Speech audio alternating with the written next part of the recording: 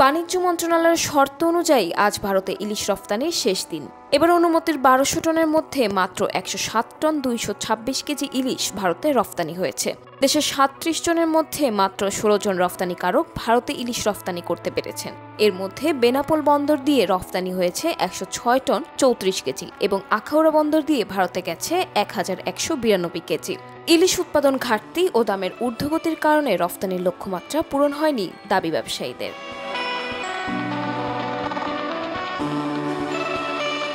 ইলিশ আগে সাধারণ মাছের মতো রফতানি পণ্যের তালিকায় থাকলেও উৎপাদন ঘাটতি দেখিয়ে ২০১২ সাল থেকে দেশের বাইরে ইলিশ রফতানি বন্ধ করে বিগত সরকার।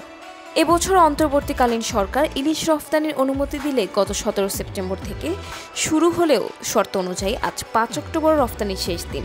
তবে নির্দিষ্ট সময়ের মধ্যে ৩৭ জনের মধ্যে অনেক ব্যবসায়ী ইলিশ রফতানি করতে পারেনি।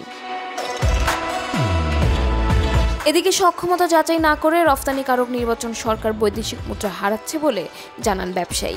সক্ষমতা যাচাই না করে ইলিশ রপ্তানিকারক নির্বাচন করাতে কাঙ্ক্ষিত ইলিশ ভারতে রপ্তানি করা হচ্ছে না এবং কাঙ্ক্ষিত বৈদেশিক মুদ্রা অর্জিত হচ্ছে না।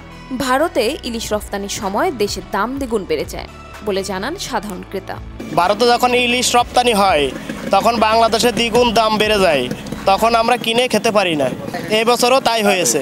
শর্ত অনুযায়ী আজ ইলিশ রফতানির শেষ দিন। ১০৬ টন ৩৪ কেজি ইলিশ গেছে ভারতে বলে জানান ইন্সপেক্টর। মৎস্য প্রাণী সম্পদের প্রোগ্রাম অনুযায়ী ৩রা অক্টোবর মধ্যরাত হইতে ইলিশ রপ্তানি বন্ধ হয়েছে। এবছর বেনাপোল স্থলবন্দরের মাধ্যমে অনুমতিপ্রাপ্ত ১২০০ মেট্রিক টনের মধ্যে ১০৬ মেট্রিক টন ইলিশ ভারতে রপ্তানি। এবছর ভারতে রফতানিকৃত ইলিশের ওজন প্রতিটা ১ কেজি বা তারও বেশি, যার সর্বনিম্ন মূল্য $12.50, যা বাংলাদেশি অর্থে ১৫৩৫ টাকা।